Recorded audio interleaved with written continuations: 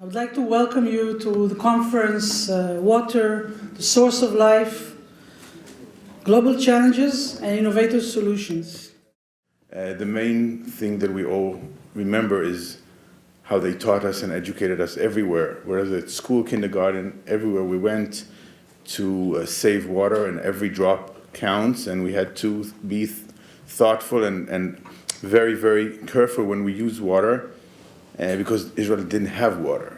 And now we're talking about Israel not only as a cutting-edge technology provider of water solutions and water technologies, but also a country that exports water.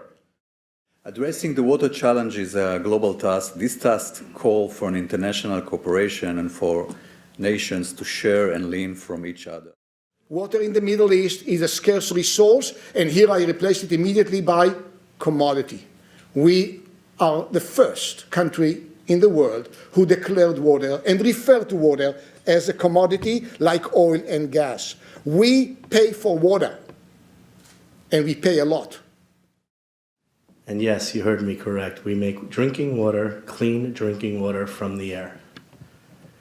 The company based in Israel many years ago, started about 8 years ago with some army commanders who decided that when they were being shot at in tanks, it was probably a better solution to get drinking water and try and be creative. For many years, they did business only with the Israeli government. A few years ago, a group of individuals acquired them with a global vision of really changing the world and providing drinking water to all those that need. I came here to present to you with our invention, which is the first public smart water station.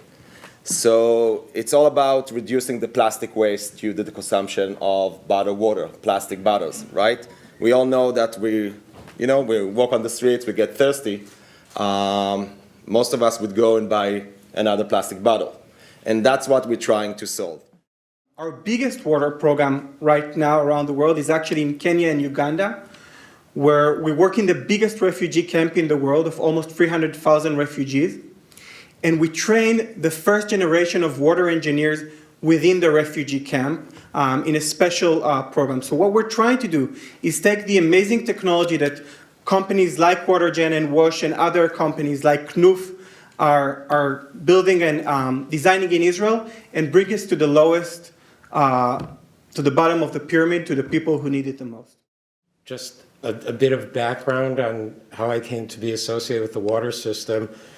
I was visiting my aunt and uncle who lived about 5 miles from this picturesque upstate New York village when I was 7 years old.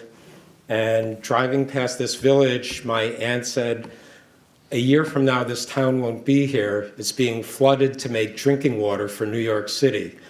It was the village of Cannonsville, which in 1964 reopened as Cannonsville Reservoir, which was the last of 19 reservoirs that were constructed as part of the New York City water system.